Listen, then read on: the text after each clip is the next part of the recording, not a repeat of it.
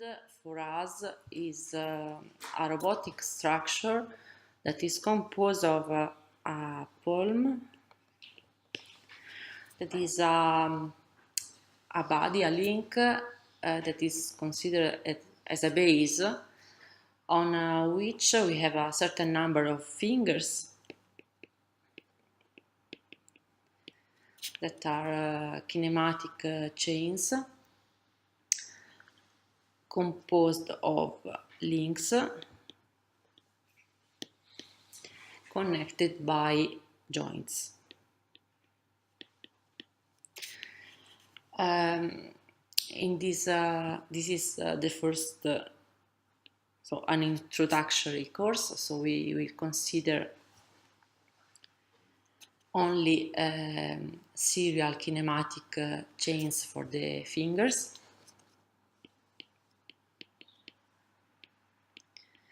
So that each link is connected to a previous one and to a following one with only one joint. So we have the kinematic chain is a open loop chain without parallel structures, for example. And furthermore, we consider for the joints only 1 degree of freedom joints. So we consider only joints that leave 1 degree of freedom in between the links that they connect. And so there are practically only two types of 1 degree of freedom joints, that are the Revolute joint,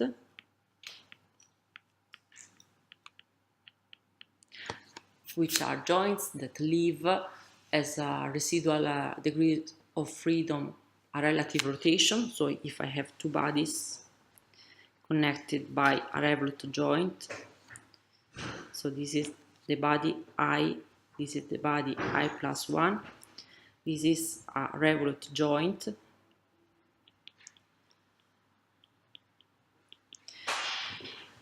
And the Revolute joint leaves as a residual degree of freedom the relative rotation between these bodies with respect to a given axis.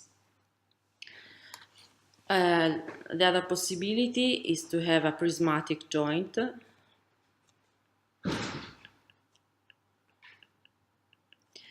that is a joint. Usually I draw it as a square or a little box,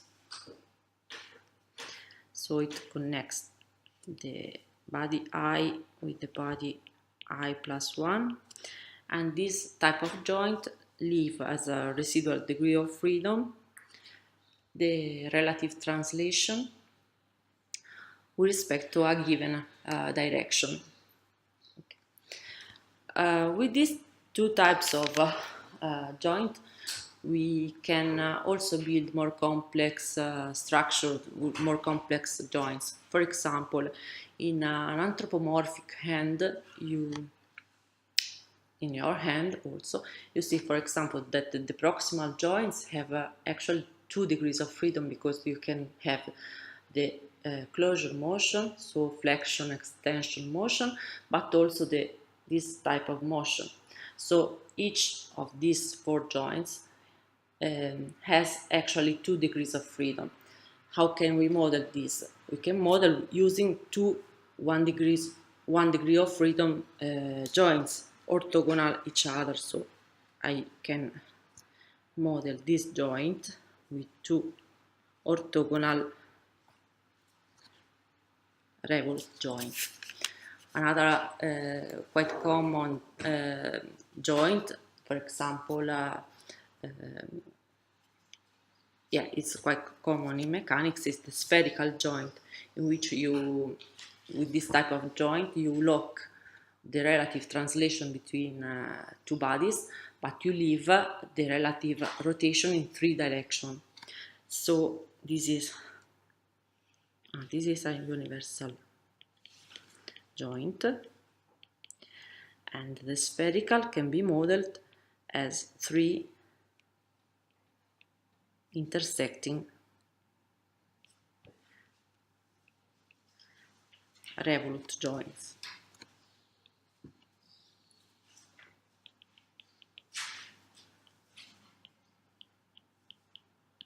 So this is a joint that has 3 degrees of freedom, and the universal joint has 2 degrees of freedom.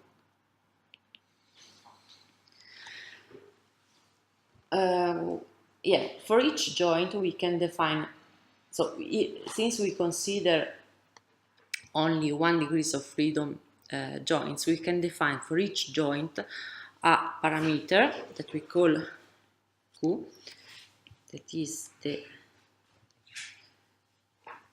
joint,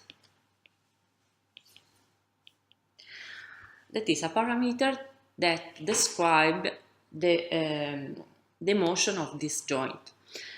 For a revolute joint, since the relative motion that is allowed is a rotation, Q, so this parameter is defined for each joint. So for a revolute joint, this will be a rotation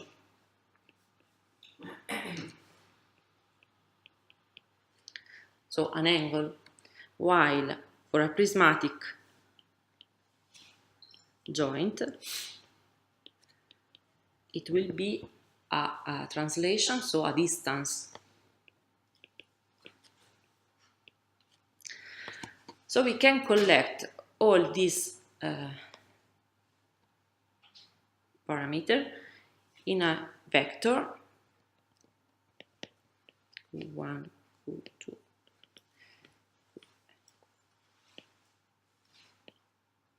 that describes the configuration of the joints in the hand.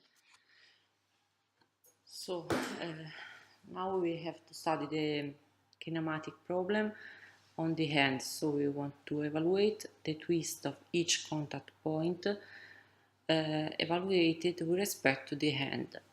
What we will evaluate is a relation between the twist of each contact point evaluated as a function of the velocities of the joints Q dot. These two vectors are related with the matrix Zi that we'll evaluate later. As we said before,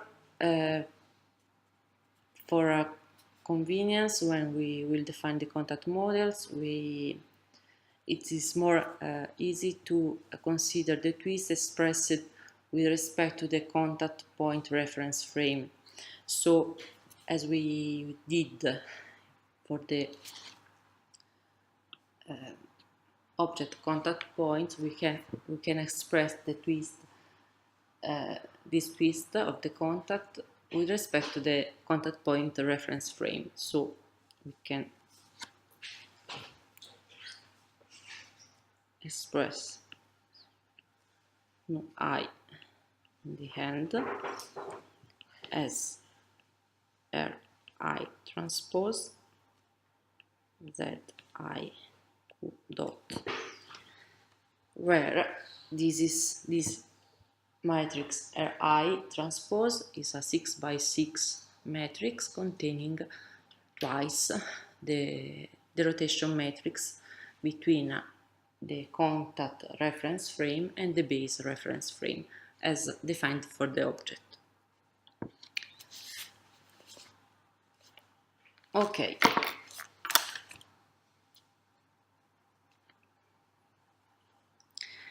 Yeah, we can call this matrix Ji tilde, and this is a part of the hand Jacobian that we will define later. So Ji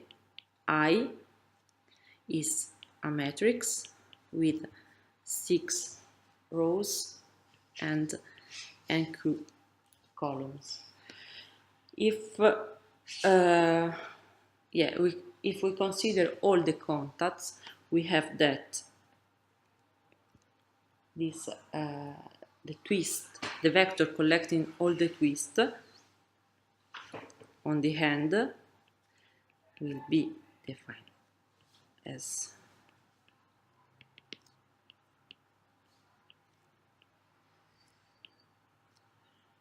this matrix multiplied by Q dot, and we can call this matrix tilde Q dot. This is the complete hand Jacobian matrix, and it's a matrix with 6 NC rows and NQ columns, and this matrix describes how the contact points move when I actuate the joints of the hand. So what is missing in this expression is to specify how to evaluate this ZI matrix, but okay, I can do here. So a simple way to define this matrix ZI, so let's recall what ZI is. ZI is a matrix relating the twist of each contact on the hand to the joint velocities. So ZI is composed of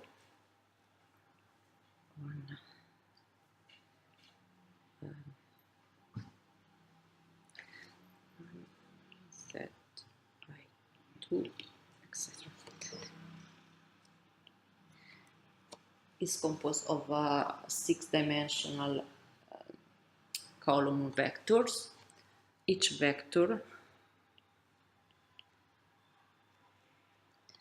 column of this vector can be divided in 2 3-dimensional vectors,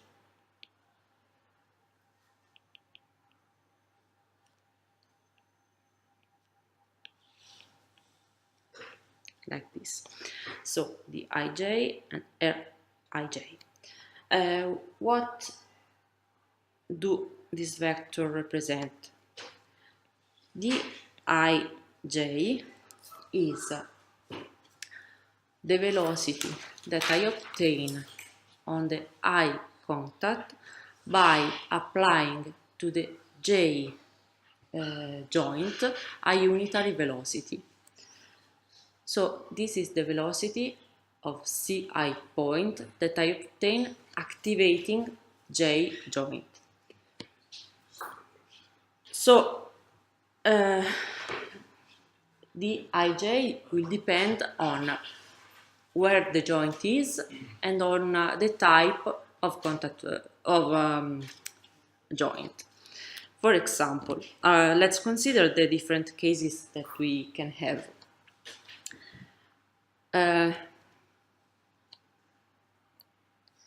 Let's go here. If I consider this joint,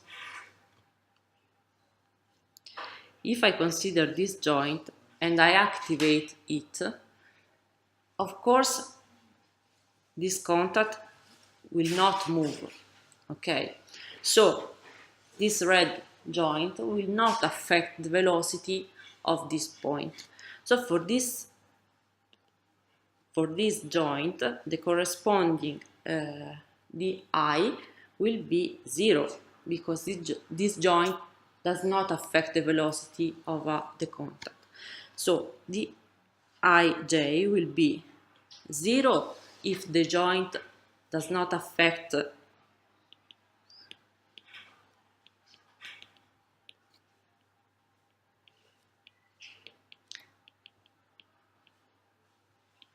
does not influence the contact.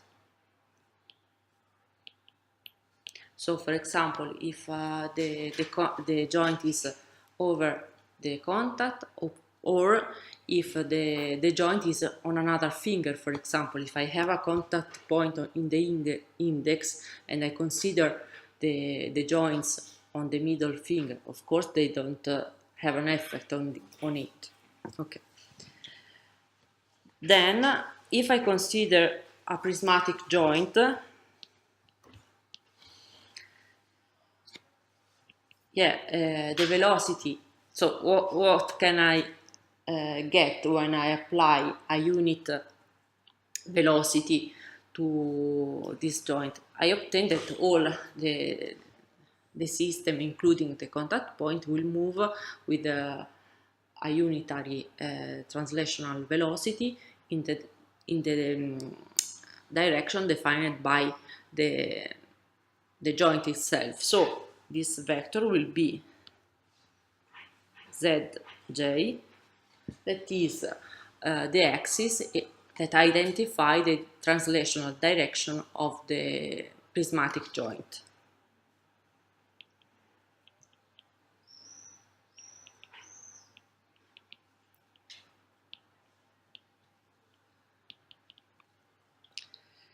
Finally,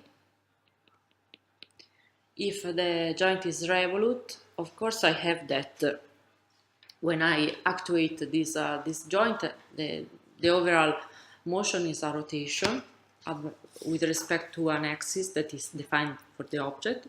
So the velocity of the contact point will be the skew of Ci minus Ci. I will explain soon what this is, multiplied by Zj. So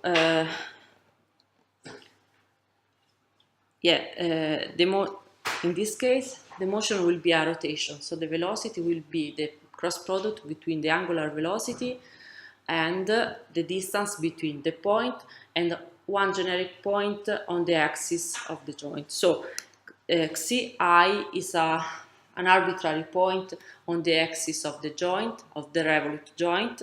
Ci is the contact point. I evaluate the skew and I multiply this skew by Zj. This is the velocity that I obtain for the contact point when I apply to the joint, this is J, sorry, a unitary angular velocity. So this is the velocity that I get if the joint is revolute. Okay. Regarding the rotational part of the motion, so the vector Ri, this is quite simpler because, of course, Rij will be 0 in this case, so if the joint does not affect the contact.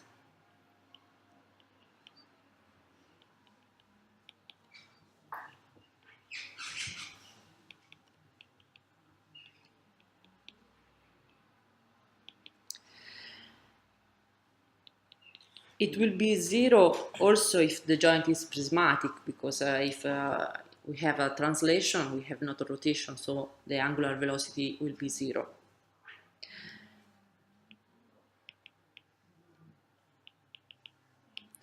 And it will be simply the direction of the joint if the joint is revolute.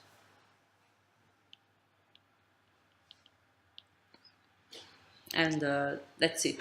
This is the procedure that we use to evaluate the Z matrix, and then the columns of the Zi, and then of the and Jacobian metrics.